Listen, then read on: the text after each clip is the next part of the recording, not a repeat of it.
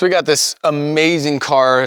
The attention to detail is so meticulous. I'm just blown away by it from a design perspective. 1960s inspired. It's got this one-off aluminum body, so all handmade, thousands and thousands of hours, way more than I want to count. Do you mind if I No, you should take a peek inside, yeah. Okay. Open the door and... This is awesome. Oh boy. That seems expensive. Yeah. Um, Should probably just put it down on the ground. This interview's going great. It's cut.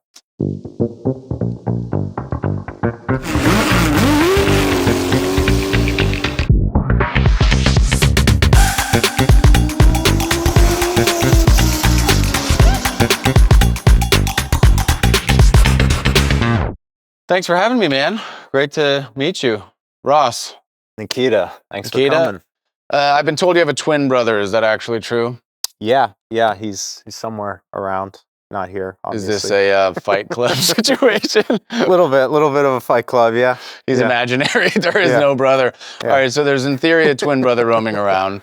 Tell us what you and your brother have been up to. Well, this is HQ. This is Oilstainlab. Started as a design consultancy and sort of migrating its way into a kind of a boutique car builder. As one does. I mean, don't you have a boutique car company? I know I do. So you've been designing cars for a long time, which you said yourself that you're not a car person by default. You didn't get into it until later in life. So how did that journey go for you? So my brother and I were born in Ukraine, moved to Canada when we were 3. Like, I remember, you know, if you saw an Audi or something, it was like, whoa, what the heck is that, you know? So there was no car culture. Parents didn't really like cars. So there was, you know, really it was just an appreciation of design and art. And one day I found a website, Car Design News, became an obsession. My dad was also buying a new car at the time, and we kind of started learning all the specs and kind of being dorky about car specs, but not how they work or anything, more of just like how they look, and that was it. Yeah, just knew we wanted to be designers, and dropped out of high school at 13, dropped out of high school, did some SATs, which would get us, you know, score was high enough to get us into basically any art college, and then moved to Italy, studied car design there. That's like 1,000, right? What kind of SAT do they need for art college? No offense, designers out there. Okay, all right. It's something anyways. Okay, awesome. The funny part is we scored the exact same SAT score. See, this is what I'm talking about. The Tyler Durden situation. There is no brother who was supposed to be here, but he didn't show up. So what is it about cars, as not a car guy, and I know that a lot of people on the internet, that cars are sacred to many people. They're super passionate about it. Not being a car person at the start, what brought you into that world? Was it purely design? What about the specs captivated you? Well, I think mostly it was the way it looked, right? Yeah. Kind of the way it looks, and then, you know, the way it kind of makes you feel or people engage with it, right? It's like, you know, they always say, like, you know, you want to go and you want to like touch a car or something, you want to sit in it, you want to experience it. So I think it was those shapes or those reflections, you know, and the difficulty of it. You know, we were doing a little bit of industrial design, a little bit of architecture, like when we were younger, like trying to figure it all out. But the difficulty of a car, it's like you have to design the seat, the steering wheel, the radio controls, like just the sheer number of components that a designer touches was very appealing. The range of it, you know. So it's sort of like the holy grail for a designer. It's just such a complicated project that you were interested. Maybe holy grail, or you're just like a masochist. Something, yeah. Do you have a lot of regrets? Is that what you're trying to say? A little bit. Don't do it? Is that the recommendation for the people at home? There's easier ways to, make money. Okay, all right. So one of the most interesting things about your story is you worked in corporate America. You worked for a lot of the big car companies. You got some of your designs out there. I'm always fascinated in the transition that somebody makes between going from corporate world to starting their own thing. So what was the catalyst for you for doing that? My brother and I both graduated, 2010 or something like that, a long time ago. We both went to work for Toyota's Advanced Design Studio. And you start talking to some of the more senior designers, and you start to sense there's a little bit of jaded something there, right? And you kind of get an understanding of like, okay, there's things that kind of repeat itself. And so that planted a seed. Like the Teamsters in Hollywood. It planted I think this is a dream job, kid. because you know when you get out of school, you're like, I'm gonna change the world. Like, Yeah. it's gonna be amazing. I'm gonna go to the worst car company with the worst designs Right. because clearly the problem is that they don't have This good is an ad for designers, right? Toyota. Nice. Okay. No, but Yeah. it genuinely, that's why we went to Toyota. And Okay. then you quickly realize you're a small gear in this giant machine, and you can bang your head against the wall. And like, honestly, nothing will really ever come of it. Some of the most talented designers work for the most horrific design companies, right? And you quickly understand it's the management, the financial, the engineering, all those other facets that really control design. And there's a great challenge in my brother, you know, he did all those production cars, like navigating that giant machine to get your vision onto the road. Like, he's done it. It's not easy. It's not the most fun. But so we learned a lot. We learned what works, what doesn't work. We also got experience being two of us. You know, we diversified. He was at Hyundai, or I was at Hyundai. He was at GAC. Yeah. I was at General Motors. He was at Honda. And so you learn the different systems. And you learn from obviously amazing, talented people. And then you're like, I think I can do better, like by myself without the constraints of the system. And you get tired of some of the politics, of course, and you know, the corporate things that you need to do, right? Like not beat your design boss at golf. Like that's a big no-no.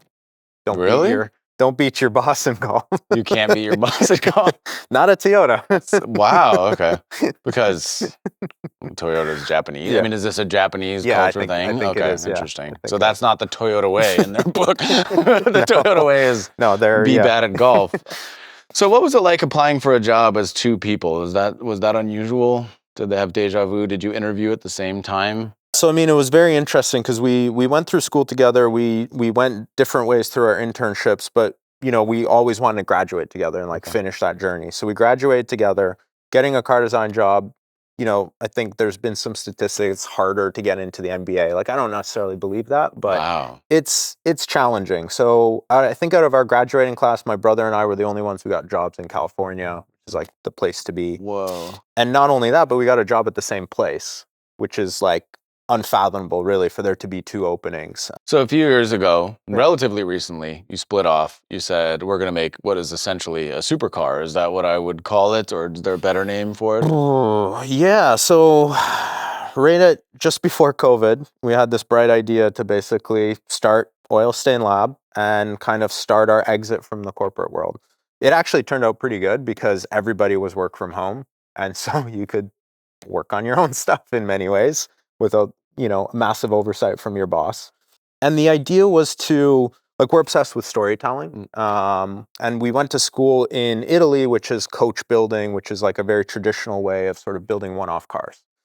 So we kind of combined Italian coach building plus Hollywood storytelling and created a fake history for the car that's behind us, the Half 11. And it was really kind of a business card for a new way to design / storytell in the car business, you know? Because all the stories are stale, you know? Yeah. Well, you're obviously really, really good at that. I mean, your decks are insane. The quality of your rendering is insane. The story you've built, the community you've built online is insane. What do you think about this concept has attracted so many people so fast? It was interesting. We had a whole thesis that we planned out when we started the whole thing, and it dealt with, you know, what's real, what's not real. And it's funny looking back to 2019 and now looking at it with AI, advances technology, face swapping, all that stuff, it's like, whoa. But back then it was very much to like, yeah, it's a fake history. It's an alternate history. And, you know, how do you get people that are constantly overloaded with information? They're in a blasé condition. How do you get them to just stop, accept that something's in front of them that they need to engage with, and they need to make a decision? Is it real? Is it fake?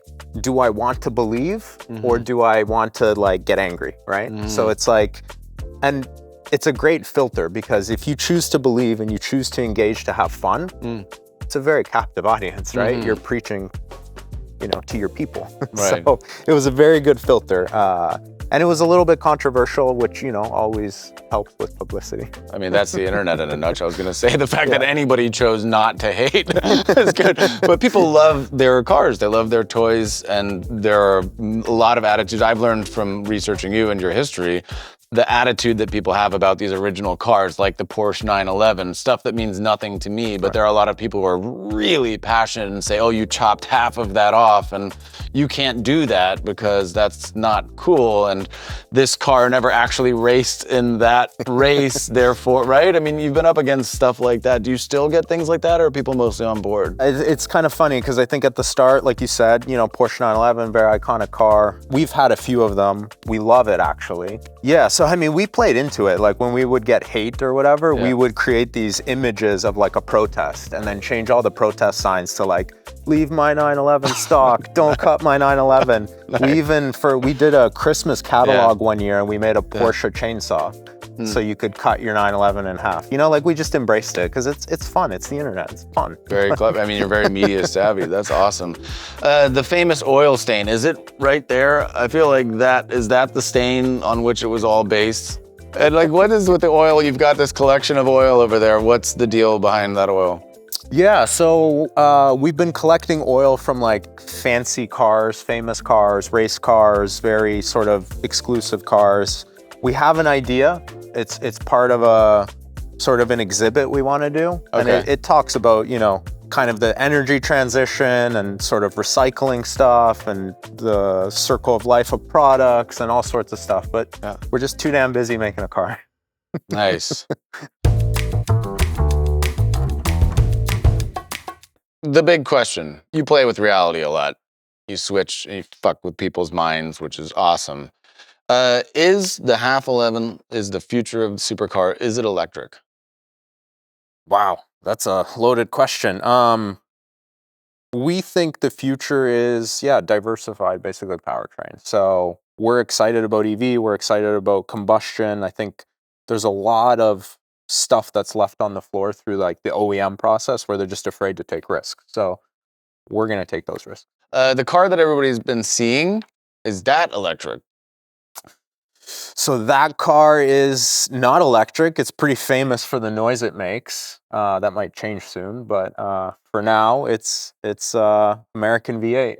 What the fuck am I even doing here? I've been lied to, man. No, I'm just kidding. That was good.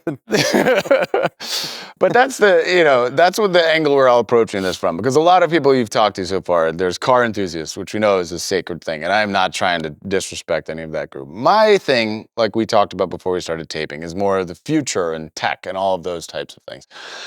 So what do you see as the future of cars, and why did you want to bring that tech component into it, and why is that important? At least for the enthusiast market, which is where we operate in, the only thing that really matters is fun.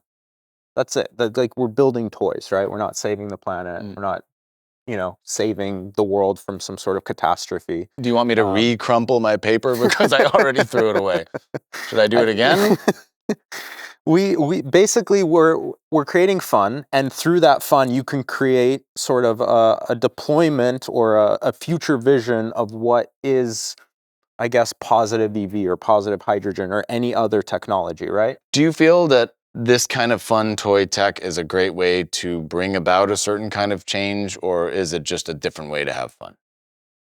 I mean, I think, you can sort of start to show people that it's fun, right? And then, like, it worked for Tesla for a little bit, right? In the enthusiast market, it hasn't worked because people actually still care about stopping distance and weight and sort of, the way that a car handles and the way that it feels. But certainly, I think that product doesn't exist today. And if it did exist, I don't think there'd be as much resistance as there is to, like, the current product. So, I think gamification, fun, making things enjoyable, not necessarily mimicking combustion. We're not talking about mimicking like old tech. We're talking about a new sort of fun, a new excitement. And why wouldn't that be like a good way to sort of, showcase it's also good for the planet? Do you think it's important for car people that an electric version of a sports car or supercar makes that noise, that super loud rumble? Do people care about that as a positive thing? Yeah, so I mean, I think it's not even so much a rumble, because I think modern combustion cars are pretty loud, but they're very much controlled by a computer. So it's very repetitive, the noise, and it's predictable, right? Like, you see those M4s through Glendale and the I love that you reference my hometown where everybody's racing. It is kind of famous for that. Yeah. Oh, believe me, I know. I have 2 small children, and it's the bane of my existence. So yeah. How soon until one of those motherfuckers buys that? Let's tone it down, okay? How many decibels is it? Can we get it 50 dB quieter? Yes. So I mean, I think the reason like there's such a affinity for the older cars, or sort of some of the, it's that randomness, right? If it's a cold morning, it starts a little differently. It's more alive, it's more connected, it's more connected with the environment, it has an effect and a cause. And so I think that's really the challenge with EV, right? Is it's so predictable, and it's utterly dull because it's optimized. It's been optimized for pure efficiency. And that makes a lot of sense when you're a Tesla or a commuter or something. But what if you start to push that into interesting avenues of where it's not predictable, where it's not pure efficiency? It's still more efficient than combustion. It's still, doesn't really pollute, at least greenhouse gas wise. But now you start to play more on the emotional side, the raw side, and kind of generating a new sort of excitement. Is that possible? I don't know. We'll find out. The actors are Vince Vaughn and Kevin James. The movie is The Dilemma. Have you seen this movie? And did you model your life after the plot of that movie? I have not. The Dilemma. Yeah. Two friends working at Dodge. They work in the car industry, and they set out to make an electric vehicle very ahead of its time. Okay. But it had to have the rumble and the balls. And they spent all of their career building this EV that sounded like an internal combustion engine. That's the entire plot of the movie. Well, it's going to be movie night tonight. You're going to take some notes. Because that's what I thought about. I thought it's like, how much do you try to emulate that or let it be? Yeah, I mean, we've talked to a number of obviously technical partners, and also clients, and also people just in general. Like, what do you want to do? I think there's a really big appeal in something that's silent around town, where where you just even cruise through the mountains and you can literally hear like leaves being crushed by your tires. Right. Like, it's such a different experience. Right. Having said that, we also talked with a company up in Canada that's developing like a GT3 racing program for EVs, and talked with their driver. She's a young lady, and she's like, I don't know how fast I'm going into these corners because the car is basically silent. There's no feedback, and it's like you're expecting a race car driver to look at the gauges. That's impossible. So they actually put a really loud transmission into it on purpose so that she knew how fast the gears were spinning, so then she could optimize, entry speed and stuff like that. We will never do what I think the OEM industry is doing, which is speakers. Right. That's fake vibrations. What they do, amplifiers, speakers. That is, to me, like, that is the worst thing we could ever be possible. Like, noise pollution for no reason. Right. Exactly. Like, why are we doing this? It's terrible. That's the slogan of the city of Glendale. Literally. Tell the mayor that. Okay, so if you're gonna start a car business, having a source of oil in front of it, that's the smartest thing you can do. So one of the things that I want to talk about is the business model, because it's sort of interesting. When people can buy this car, there's also an opportunity to invest into the company itself. How did you come up with that business model? Yeah, I mean, basically we were talking to a bunch of business people that are a little bit more business oriented than us. And no, I mean, we did a lot of research into terms of like how other car brands have done it in the early days. And obviously building your own car company is very capital intensive. So you have to be intelligent in the way you raise capital, and sort of, the different vehicles. There you go. See what I did? Vehicles that you can use to raise that capital. Yeah. Okay. So it's like an NFT, but something in the real world. I don't know if there's a word for that. The more traditional way of obviously investing, equity or whatever, right? And then we're also basically creating sort of a special program for the first 11 buyers. And part of that is they get a little bit of equity, they get a little bit of experience, and then obviously most of that money then goes towards their car. So it's kind of like experiential investing. So people often talk about startups as building a plane on your way to the ground after jumping off of a cliff. Is this something similar to that? So we've done kind of stages, right? Originally, we were basically self-funded to build the prototype. Okay. The prototype obviously created a lot of interest. Then we had to try and understand what that interest is. We're more of a glider. Okay. Yeah, like So we're not that like risky. Yeah. Okay. But yeah, of course, at some point you have to jump and like you're all in, and if it works, great, you get to keep what you have, and if it doesn't work, then you live down by the river. Yeah. Well. Speaking of which, can I crash on your couch tonight? That's part of why we're here. So yeah, when is the first car going to roll off the assembly line? Well, we don't have an assembly line. So we're going to start testing, I think, around March. So that'll be the new chassis. And then, 25 March, 25 testing. And then basically by the summer, we hope to have the first sort of finished car. And then it'll undergo 6 to 8 months of testing. And then customer cars would be middle of 26, roughly. Okay. Yeah. So if everything goes incredibly well, what are you most excited about in the next year or 5 years? Having a nap. Getting some rest. Well, Nikita, thank you so much for sharing your vision and this amazing work that you have done. Where can people find you, support what you're doing, guess what's real and what's not about your... Yeah, I mean, they can find us on Instagram at Oilstainlab. Our website is still password protected, so they can't go there. What's the password? I don't even know. The evil twin has the password. Yeah. All right, but if you did know the password, it'll be oilstainlab.com. Okay, and what might the password be if you just had to asking for a friend? Nikita Pizza. Oilstainlab Nikita at pizza.com. I am so sorry about this. Do you have any dishes that need to be washed? Things that I can clean? Cars. Plenty of cars to be cleaned. How many years of labor do you think it'll take me to pay this off? Eternity. Well, I'm happy to be indentured to you for eternity. Thank you very much, Nikita. Oilstainlab, awesome mission, awesome car. Can't wait to see what the electric future of supercars and beyond holds. So with that, the official podcast is over.